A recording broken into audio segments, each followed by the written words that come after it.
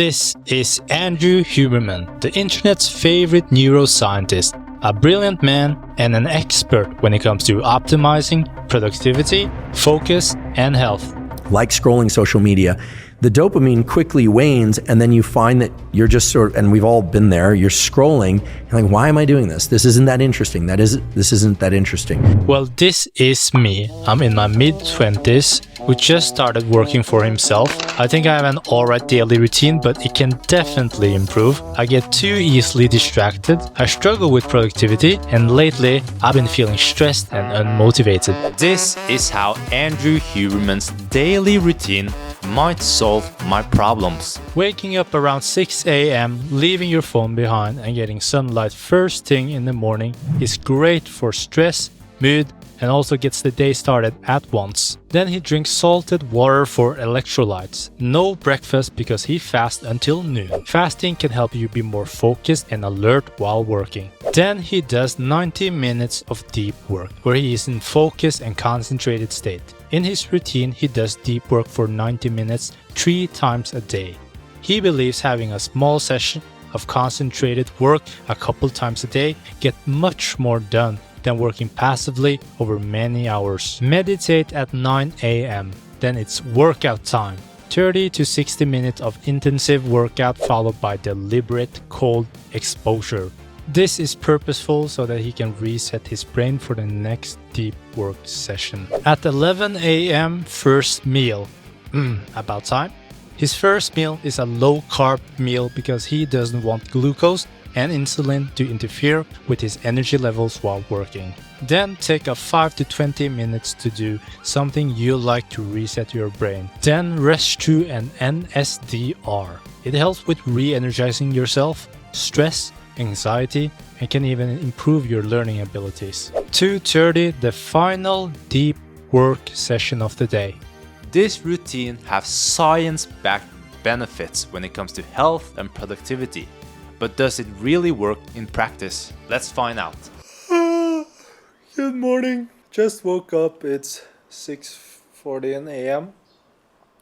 And I'm gonna make a bee run to get some sunlight in my eyes.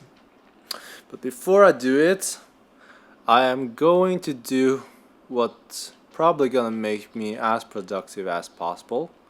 What I should have been doing all along. That is to leave my phone behind. No more phone distractions during the morning. Getting up at 6 a.m. is standard for me, but usually after waking up, my go-to move is to grab my phone and fall into a deep cycle of scrolling and watching random stuff until 7:30 or 8 a.m. And then I finally roll out of bed. I know, pretty terrible, so ditching the phone and forcing myself out to get sunlight might just help me kickstart my day. It's nice though to walk and do physical movement early this morning. I feel like that really wakes your body up. My tip to wake up at 6 a.m. or really early every day is that you need to go to bed early. But you also need to force yourself to wake up 6 a.m. the first week. Once you have forced yourself to wake up 6 a.m. every day for 1 week, your body will naturally adapt to waking up at 6 a.m. After a week, there's not much you need to do. Body will naturally wake up at 6 a.m. In my opinion, that's been the case, regardless if you have had 8 hours of sleep or 5 hours of sleep. Your body will automatically wake you up at 6 a.m.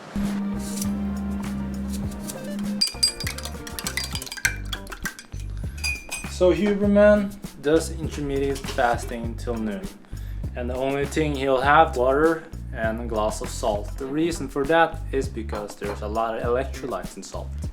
And also, when you're doing intermittent fasting, salt actually helps you kill your cravings during the morning. It makes you feel less hungry. Highly recommend to drink a glass of salt if you're doing intermittent fasting. Downing a bit of salt water in the morning replenish electrolytes, which are essential for optimal muscle functions. If you're in a warm climate and sweat a lot, like me, ensuring you get enough sodium is crucial. I suggest using sea salt or pink Himalayan salt instead of table salt because they contain trace minerals that table salt lacks. I use pink Himalayan salt because it doesn't contain any microplastic. Huberman suggests that doing 3 90 minutes deep work sessions daily will maximize productivity. The 90-minute limit aligns with our brain ultradian rhythm, so according to science, for most of us, it's difficult to stay focused for longer than 90 minutes. I usually have much longer working session because it usually takes me 30 to 45 minutes to get focused. So I'm worried that 90 minutes session isn't long enough for me because it takes me a good amount of time before I get going. Alright, 90 minutes on the clock. So I'm gonna do my first deep work session here, only 90 minutes. I usually go on for a little longer, especially in the morning, because I feel like in the morning I am the most productive and I also have the most energy to do most possible work, so my sessions are usually a little bit longer, but I'm gonna follow Huberman's routine and only do 90 minutes. And I'm gonna use this kitchen clock to time it. And I'm not sure if you guys have seen Alex Hormozzi's daily routine, but I got this from his daily routine. The reason why this kitchen clock is really good for productivity is that it sets a timer, and the timer usually is used to finish a task. So you're working against time to finish the task. It gives you a psychological effect where you have to do it within the time. And when it does that, it cuts off all other distractions. You're dialed in on finishing the task before the time runs out. So I highly recommend you to check out and try this method of using a kitchen clock to get your task done. Anyways, let's get on 90 minutes with deep work. Let's go. Typically, I use about 55 to 70 hours a week to get everything I need done, finished. Dr. Huberman, however, has a different philosophy, suggesting 3 intense work sessions instead of a slow grind of 8+ hours. I'm testing his method, focusing intensely for shorter periods to see if it can give me the same or better output. By the end of this challenge, I'm going to compare my output and effort to see if this routine is superior when it comes to productivity. 90 minutes done, and I gotta say, really effective session. And also me being conscious that I have to work because I'm filming, I got a lot of stuff done. Then I did a little meditation and it felt really good for clearing my head, and it was off to the gym. Then ice bath. So I had a really grueling workout and I am completely toast. And that's why I usually have my workouts later in the day. I usually work out at 4 or 6 p.m. sometimes because I want to get through the work before I start working out. Usually I feel it kind of inconvenient to train in the middle of the day because I feel completely dead after working out usually. Second deep work session, 90 minutes on the kitchen clock. Let's go.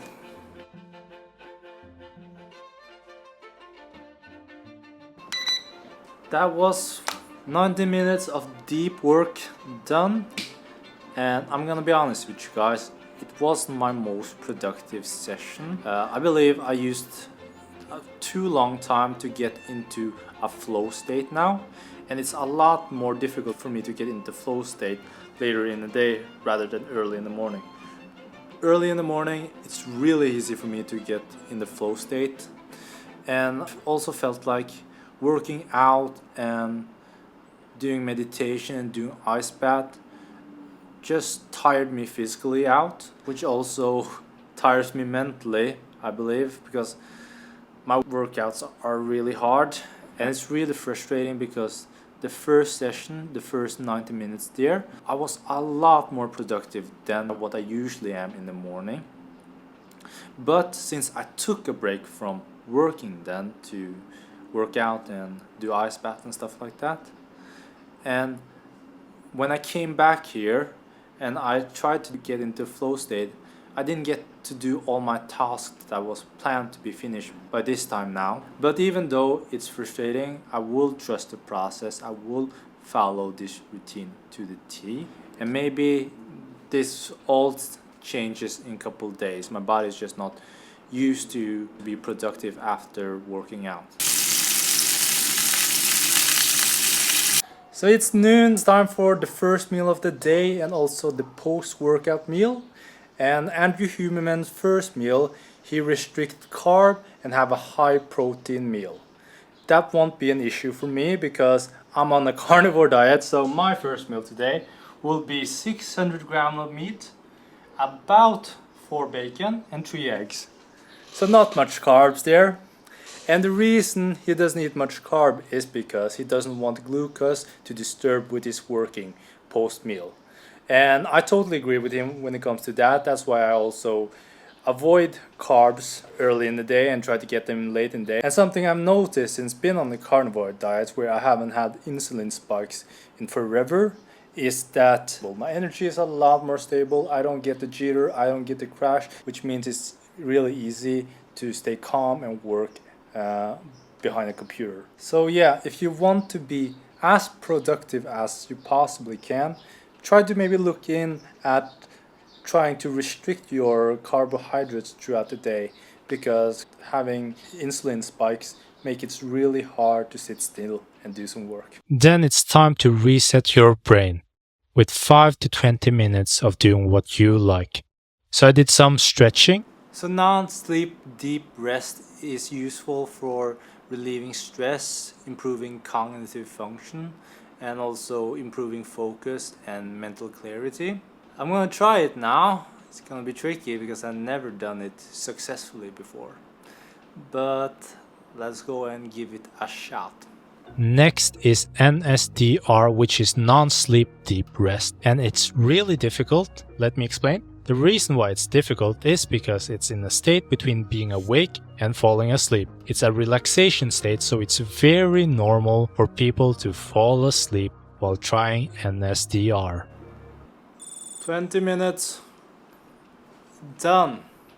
I'm not sure if I did it correctly because I fell asleep and then I woke up. I fell asleep and I woke up like 4 times or 3 times. I can't remember. But I feel really clear-headed right now. It feels like I just have had a power nap. Let's do the last session of deep work. See if this can be better than the last one, since I feel a lot more mental clearer than I did the last session. So let's see what happens.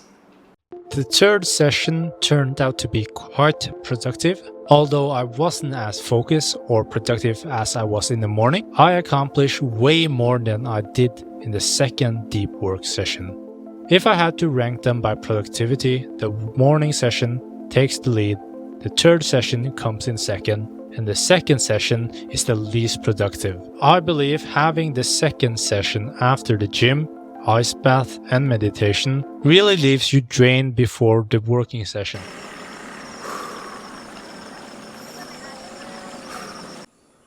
A lot less cloudy today. Today I'm not on the beach. I'm here at the rice field. Gorgeous. This is completely different of what I usually do. First thing in the morning, what I usually do, get a glass of water and just jump on my computer and start working at once. And I'm not sure if prioritizing getting sunlight at once after waking up is good for your productivity or good for getting things done. But I can definitely tell you it's really nice for your serotonin level. 90 minutes done, and I gotta be totally honest with you guys, getting sun first thing in the morning I think is really beneficial for your mood, and I know it's definitely beneficial for your health, and it definitely helped me kickstart my day instead of laying in bed. So this session wasn't as productive as yesterday's session. Why, I don't know. I have some theories and I'm gonna share with you, but the issue today is that I used too long time to get in a deep flow workout state, and right now I'm actually in it, but I had to stop because 90 minutes have gone. But the reason why I roll out of bed and go straight to work is because I feel like I have the most mental energy then, and also when my brain is just woke up, I feel like my brain doesn't remembers all the problems and all the things I need to do, so it's really easy for me just to focus on work and get in the flow state because I'm just focusing on doing one thing. While me, after getting sunlight, going back to my computer, my brain is completely awake. It's a little bit more difficult to get into the flow state because I've used a little bit of mental energy while getting the sunlight, and also when my brain is completely awake, it will hit me with so many thoughts of what I need to do, and then it's really difficult for me to get into work. But that is just my theory. It might just be like this in the beginning, and in a couple days it will change. We'll see what happens. But yeah, didn't completely get to finish what I hope to get finished in this session. But I'm gonna stop here because I'm gonna follow the routine. And the next thing is meditation.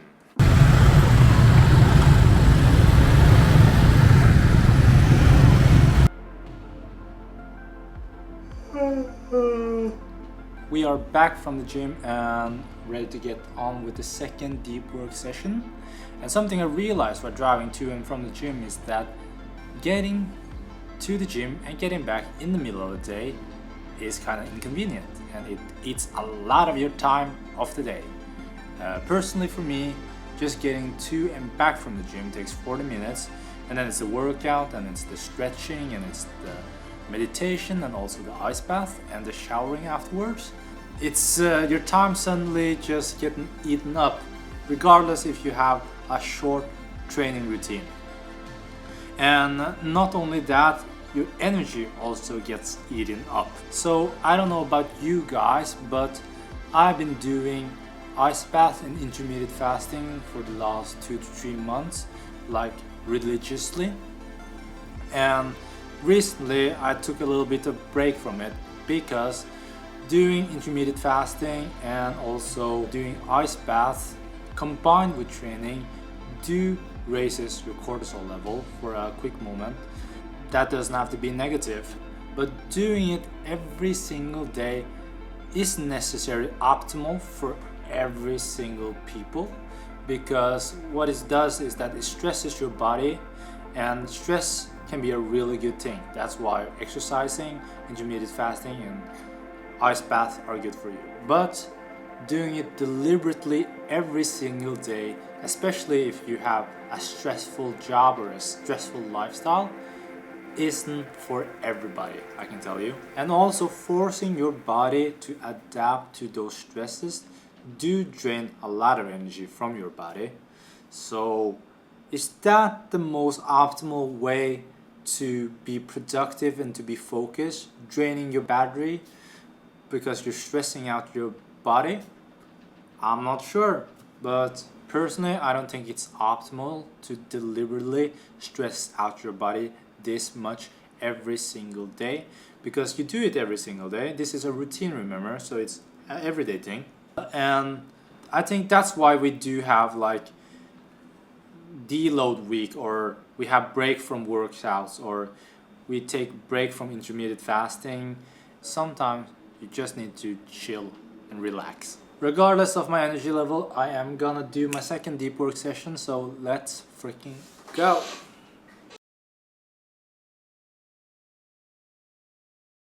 So it's time now for the first meal. And the first meal we are going to have is 2 hours post-workout.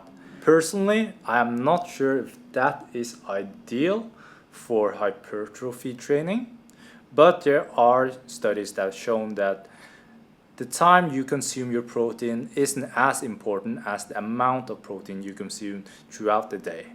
But personally, just to make sure that I secure all the gains, I preferably like to eat right after my workout. So for my first meal, I am having bacon, meatballs, some rib eyes, and some eggs. We have kefir, and we also have butter. butter. And we are also having beef liver. Beef liver is actually one of the most nutritional things you can eat on this planet. And the multivitamin that we take daily was originally made to replicate the liver because the liver has so many nutrients. Is it delicious though?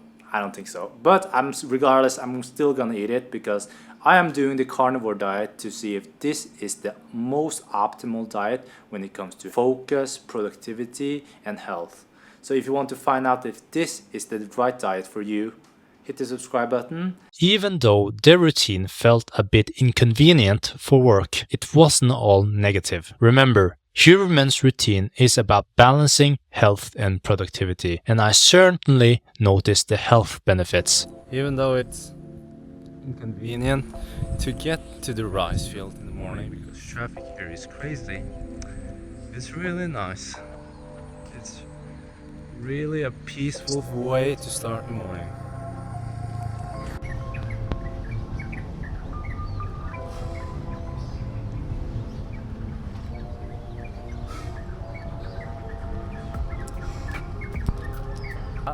Ice bath done. Gonna let my body heat up naturally with the help of the warming sun here in Bali.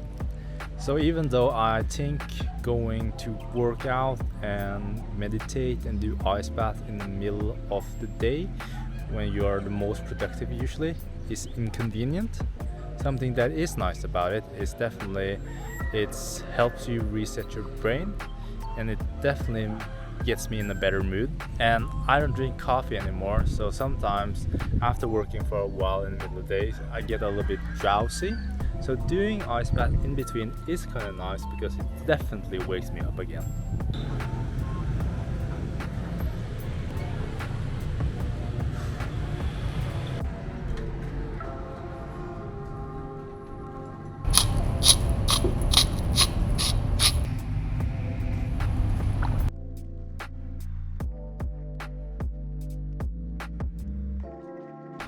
Meditation done, and it was a great time to meditate today. I had a terrible working session. I barely got anything done because I stood upon a decision with my editor, and I was getting anxiety because I was afraid to make the wrong decision.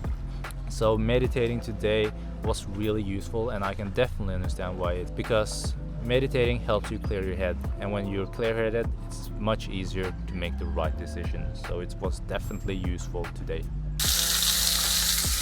Cooking first meal, and it's a low carbs meal, just gonna have meat and eggs because I'm on a carnivore diet.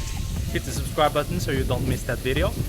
And the second session was a really good session, my most productive second deep work session. I think the reason for that is because after I meditated and worked out, my head was really clear-minded what I needed to do. So I just want to get straight on to working.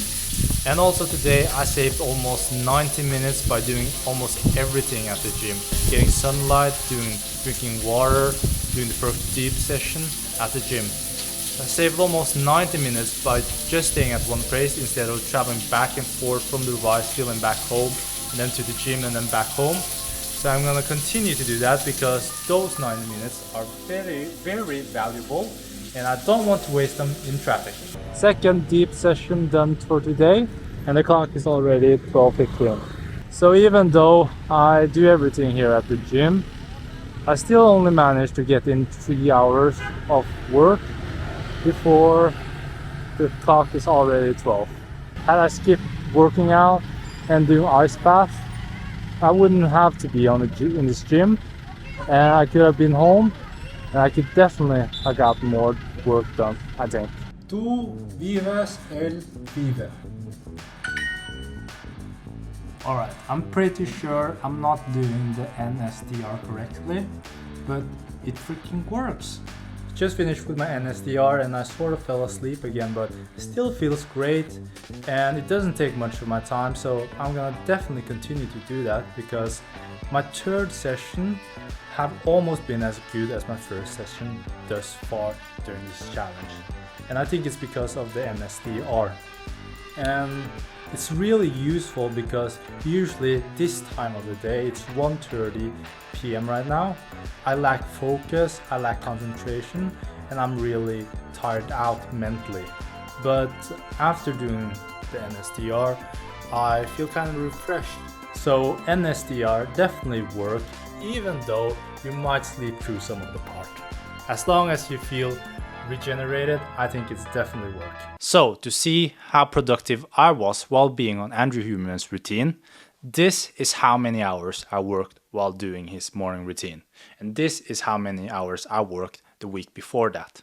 And my measuring KPIs are how many videos I scripted, how many videos I filmed, how many I edited, and how many I posted. Productivity each hour have increased, but the total output have decreased. And in my opinion, this is an excellent morning routine if you want to prioritize your health and well-being. And it's also a great morning routine that lets you be productive when you are working. But for regulars 9-to-5ers, this routine demands 2 hours of your day to go to the gym, to do meditation, to do cold exposure in the middle of the day. And even for self-employed people, taking 2 hours in the middle of the day isn't practical. In my opinion, this routine isn't realistic for most people. It isn't sustainable. And can a routine really be good if it's not sustainable? So my priority in life right now is to get as much done as possible. And this routine did help me to be more productive each hour, even though the total output shrank. So what I am going to continue with from this routine is continuing with doing NSDR. It's the most powerful tool I've come across, except for sleep, when it comes to resetting your brain. In my opinion, NSDR is more powerful than meditation, than doing ice bath, than working out, or any nootropics I have tried when it comes to resetting your brain. I'm also going to continue with drinking salt water and fasting till noon. I think those two combined together are a great combination for being as productive as possible in the first part of the day. And the last thing I am going to continue with from this morning routine, and this is probably the most impactful thing I've gotten from this routine, is that I am going to continue with stop using my phone till noon, because the phone is a bigger distraction than I realized while doing this morning routine. The phone is probably the reason why I have been more productive each hour. By leaving my phone behind helps me get into a flow state a lot faster. I also enjoy working a lot more. I get distracted a lot less while working. And the things I am not going to continue with is working out in the middle of the day, because it's still too much of my precious morning time when I am most focused and most productive. I'm not going to continue to get sunlight first thing in the morning, because I get tons of sunlight where I live in Bali, and I usually go for sunset, and that helps my circadian rhythm. I am not going to continue to do deliberate cold exposure every day or ice bath every day. I am not going either to continue to meditate every day. I'll rather use them as a tool. So I'll meditate when I feel like I'm too stressed out, and I'll do cold exposure on rest days when I need to heal up. So even though the routine didn't fit me or my goals, I am actually really happy that I tried out the routine, because I picked up on a couple few things that I am going to integrate into my daily routine to make it even better. And talking about that, I am actually in the process of creating an alternative Huberman's morning routine that is more realistic for people that work 9 to 5, and also a version for people that are self-employed that want to prioritize work rather than health. So if you're interested in watching that, hit the subscribe button. The video is coming out very soon. Thank you guys so much for watching. I appreciate you. Stay healthy, keep thriving, and I see you guys on the next one. Peace!